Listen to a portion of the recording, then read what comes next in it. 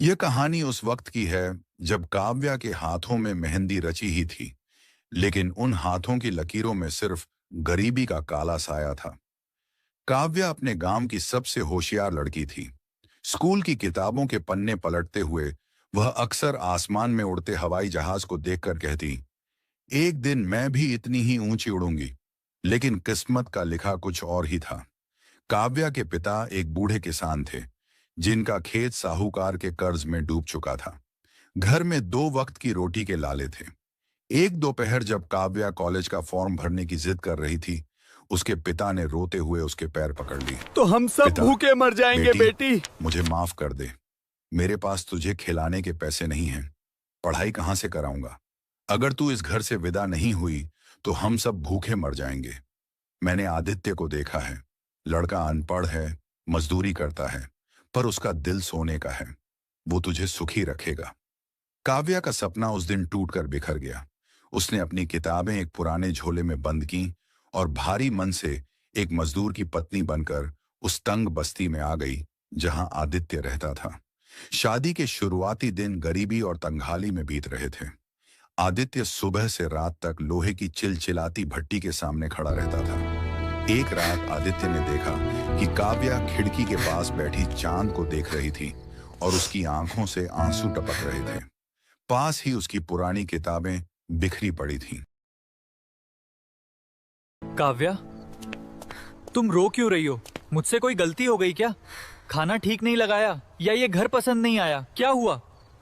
नहीं आदित्य, आप बहुत अच्छे हैं, पर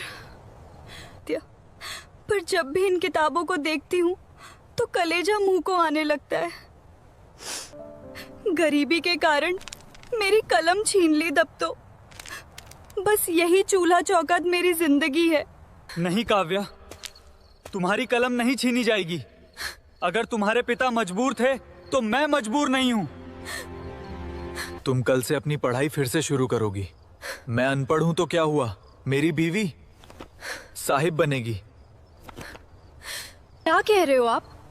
घर का किराया, राशन और अब मेरी फीस। आप अकेले ये सब कैसे करेंगे? ये हाथ देख रही हो?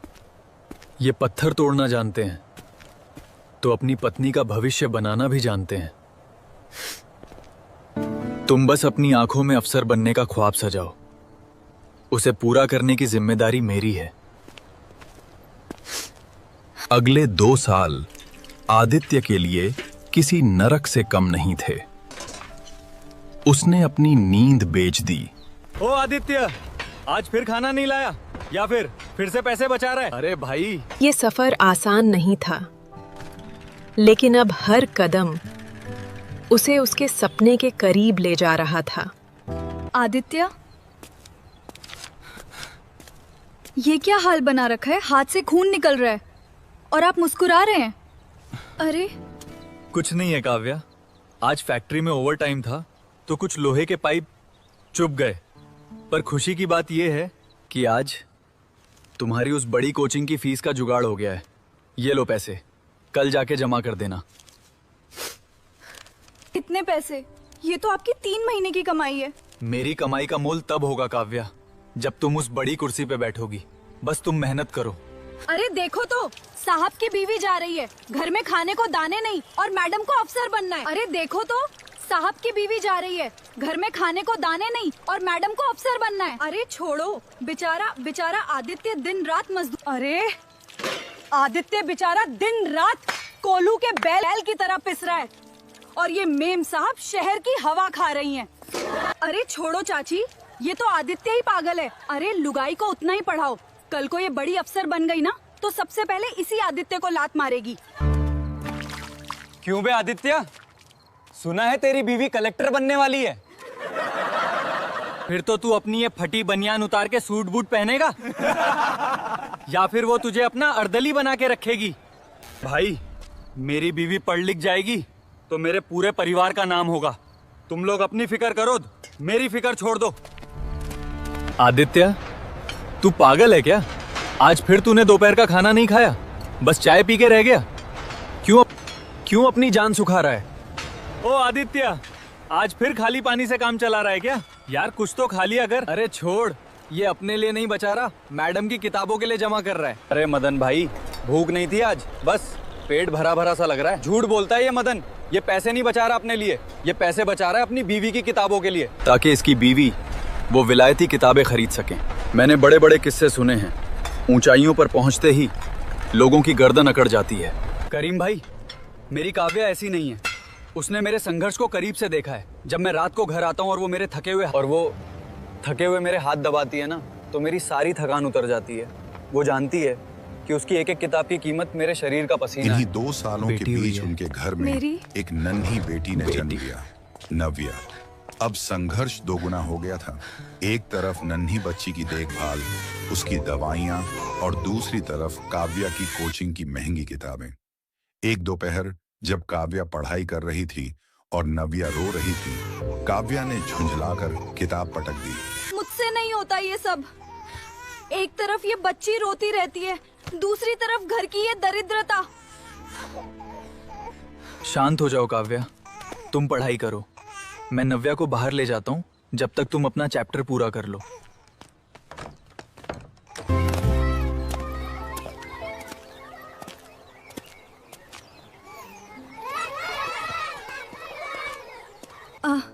आदित्य, मेरा सिलेक्शन हो गया। सुना मेरी गुड़िया, तेरी माँ अफसर बनने वाली है। आदित्य, मुझे अब शहर जाना होगा, वहाँ ट्रेनिंग के लिए। तुम बेटी का और अपना ख्याल रखना। ये लो काव्या, ये कुछ पैसे हैं और ये तुम्हारी माँ के कंगन्स जो मैंने गिरवी रखे थे। आदित्य, मैं जा तो रही हूँ, पर वहाँ सब बड़े बड़े लोग होंगे, तो मैं आपको फ़ोन कम कर पाऊंगी। आप नव्या को संभाल लेंगे ना? तुम फिक्र मत करो, नव्या को मैं पलकों पर रखूंगा। तुम बस अपना नाम रोशन करना। आदित्य की आंखों में अब भी उम्मीद थी।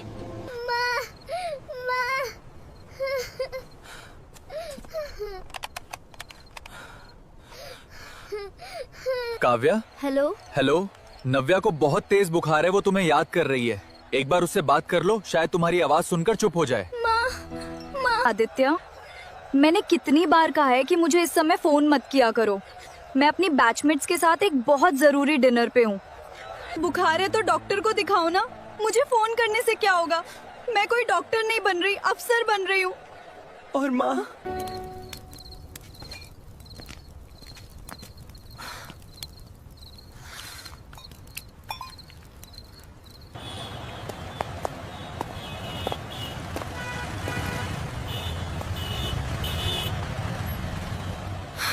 बापू, मम्मी कब आएंगी? बस बेटा, आती ही होंगी। Kavya, mummy, mummy, mummy.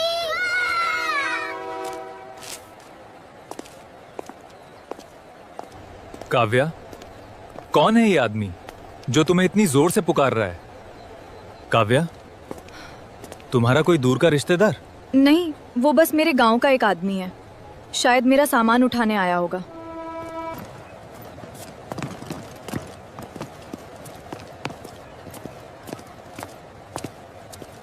Kavya को शहर के सबसे पॉश इलाके में एक सरकारी बंगला मिला था। सफेद दीवारें, मखमली कालीन और नौकरों की फौज। आदित्य जब पहली बार उस बंगले की दहलीज पर पहुंचा तो उसने अपने जूते बाहर उतार दिए। आदित्य, ये क्या तमाशा है? जूते अंदर पहन कर आओ। अब तुम किसी झोपड़ी में नहीं रह रहे हो। और सुनो, कल से तुम इस हुलिये में मेरे घर के सामने नहीं दिखोगे। काव्या, ये तुम क्या कह रही हो? ये घर तुम्हारा है तो मेरा भी तो हुआ ना। और मेरा हुलिया, मैं तो मजदूरी करके ही आया था सीधा। वही तो समस्या है, मजदूरी। अब मैं इस जिले की बड़ी अफसर हूँ। बड़े बड़े नेता और अधिकारी यहाँ आएंगे। अगर वो तुम्हें इस हालत में देखेंगे तो मेरी क्या इज्जत रह जाएगी? लोग कहेंगे कि मैडम का पति एक गंदा मजदूर है। काव्या, इन्हीं गंदे हाथों ने तुम्हारी महंगी कोचिंग की फीस भरी थी, तब तुम्हें इन हाथों की गंध बुरी नहीं लगी थी? वक्त बदल गया है आदित्य। तब मेरी मजबूरी थी, आज मेरा रुतबा है। अगर तुम्हें यहाँ रहना है तो तुम्हें एक अदृश्य इंसान बनकर रहना होगा। आज रात घर में पार्टी है, बड़े बड़े लोग आएंगे, तुम इस कमरे से बाहर नहीं निकलोगे, समझे? तुम अनपढ़ हो आदित्य, तुम्हें नहीं पता कैसे लोगों के बीच रहना होता है। प्रमोशन की खुशी में एक शानदार डिनर पार्टी रखी गई। शहर के तमाम वीआईपी वहां मौजूद थे। काव्या ने आदित्य को सख्त हिदायत दी थी कि वह अपने कमरे से बाहर न निकले, लेकिन नव्या ने जिद की कि वह अपनी मां के साथ खाना खाएगी। आदित्य उसे लेकर जैसे ही हॉल में पहुंचा, सन्नाटा छा गया। आदित्य ने एक साधारण सा कुर्ता पहना था। काव्या एक रईस बिजनेसमैन और मंत्री के साथ हंस हंस कर बात कर रही थी। मैडम, आपके बारे में बहुत सुना है, पर आपके परिवार से नहीं मिले। आपके पतिदेव क्या करते हैं? सर, मेरे पति, वो एक्चुअली विदेश में रहते हैं, अपना बड़ा बिजनेस संभालते हैं। ये हाँ का, ये तो बस घर की देखरेख करने वाले नौकर रखे लिए हैं। काव्या, झूठ की बुनियाद पर खड़ी इमारत बहुत जल्दी गिर जाती है। कह दो इन साहब से कि तुम्हारा पति विदेश में नहीं, इसी शहर की लोहे की फैक्ट्री में खून जलाता है। चुप रहो तुम। तुम्हारी हिम्मत कैसे हुई मेरी बात काटने की? तुम्हारी औकात क्या है? एक अनपढ़ गवार मजदूर। तुमने मुझे पढ़ाया तो क्या एहसान किया? पैसे दिए थे ना, ले लो अपने पैसे और दफा हो जाओ यहां से। मेरी बराबरी करने का सपना भी मत देखना।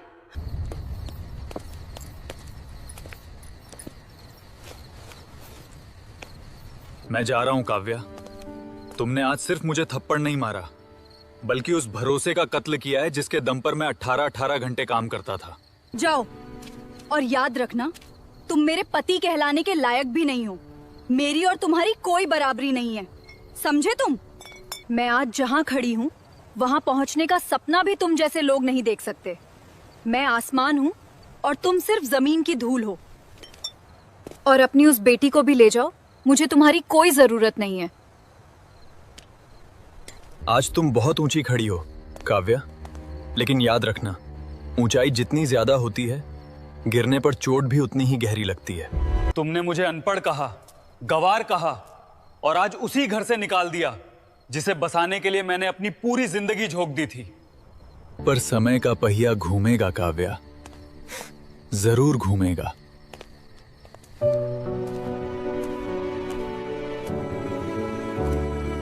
दो साल बाद किस्मत का पलटवार। समय बीता। काव्या अहंकार के नशे में अंधी हो चुकी थी। उसने भ्रष्टाचार करना शुरू कर दिया। उसे लगा कि वो कानून से ऊपर है। लेकिन एक सुबह विजिलेंस की टीम ने उसके बंगले पर छापा मारा। करोड़ों के गबन का केस खुला। जो दोस्त कल तक उसके साथ शराब पीते थे,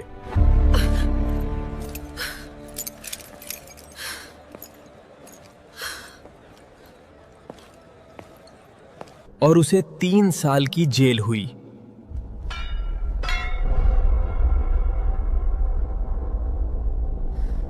बेटा रो मत। तेरी माँ ने कहा था ना कि मैं जमीन की धूल हूं। अब मैं तुझे वो आसमान बनाऊंगा जहां तक पहुंचने के लिए उसे अपनी गर्दन ऊंची करनी पड़ेगी। तू पढ़ेगी और तेरा बापू अब सिर्फ बोरे नहीं उठाएगा, बल्कि अपना साम्राज्य खड़ा करेगा।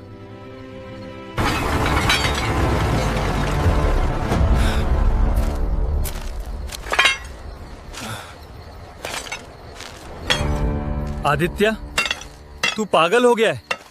रात भर सोता नहीं है, ये लोहे के टुकड़े और पुरानी मशीनें लेकर क्या करेगा? सांवला भाई, लोहा जब तपता है तभी हथियार बनता है। मुझे बस एक मौका चाहिए।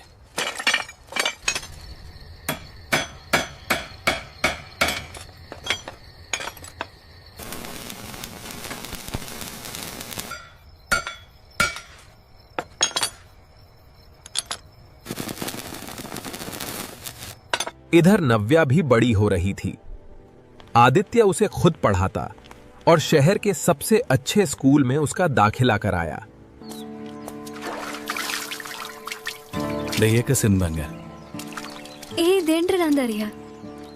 रात भर जली वो भट्टी, पसीने में थी रट्टी रट्टी, थोड़ा चला, किस्मत बदली, मिट्टी से उठी हस्ती। तूने कहा था धूल हूँ मैं, देख आज आसमान हूँ। तेरी नफरत की आग में टपकर बना मैं चट्टान हूँ।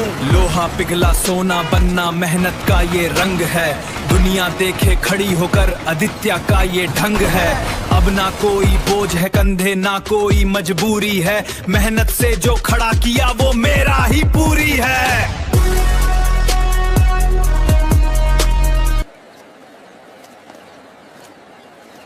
बापू, आप इतने बड़े मालिक बन गए, इतनी गाड़ियां हैं, पर आप आज भी उस पुरानी बस्ती के स्कूल में दान देने क्यों जाते हैं? क्योंकि बेटा, मेरी जड़ें वही हैं। और याद रखना, जो अपनी जड़ों को भूल जाता है उसे काव्या बनने में देर नहीं लगती।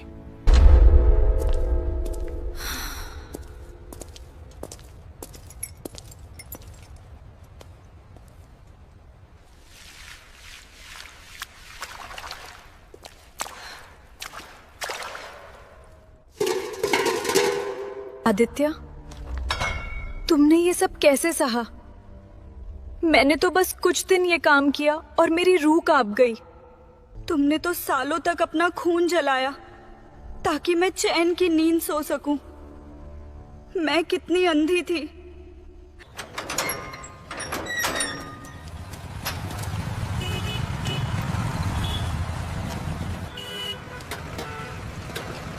भैया, क्या मुझे कुछ काम मिल सकता है? मैं पढ़ी लिखी हूँ, हिसाब रख सकती हूँ। अरे, ये तो वही भ्रष्ट अफसर है ना जिसकी फोटो अखबार में छपी थी। निकल यहाँ से। तेरे जैसी दागी औरत को काम देकर मैं अपना ईमान खराब नहीं करूंगा।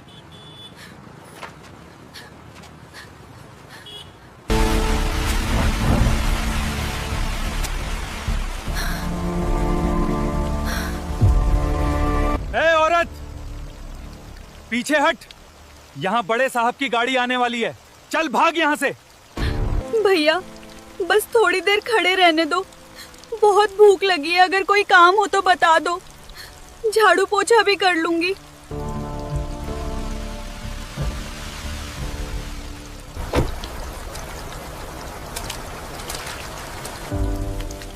रुको, कौन है ये औरत?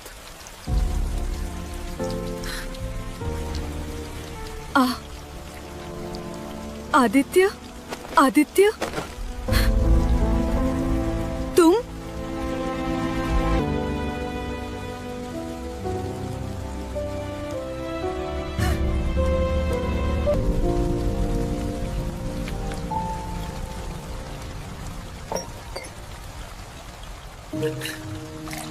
आदित्य, मुझे मार डालो, मुझे धक्का देकर बाहर निकाल दो, जैसा मैंने तुम्हारे साथ किया था।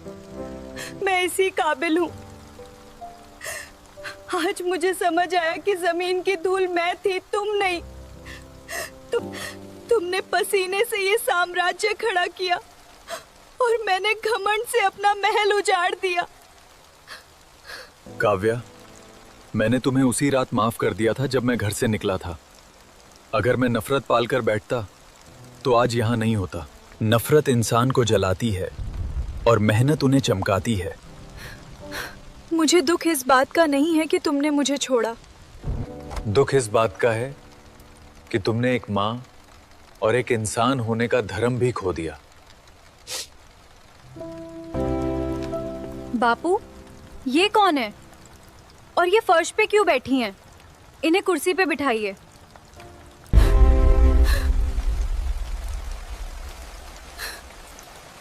बेटी,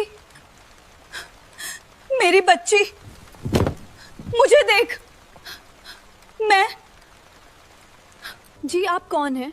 आप मुझे ऐसे क्यों देख रही हैं? नव्या, ये हमारे यहाँ सफाई के काम के लिए आई हैं। इनका कोई नहीं है। बापू, इनकी हालत देखिए। इन्हें सफाई का काम मत दीजिए। ये बहुत थकी हुई लग रही हैं। हमारे पास जो एनजीओ का मैनेजर पद खाली है, इन्हें वहां रख लीजिए। एक औरत होकर मैं इनका दर्द समझ सकती हूँ।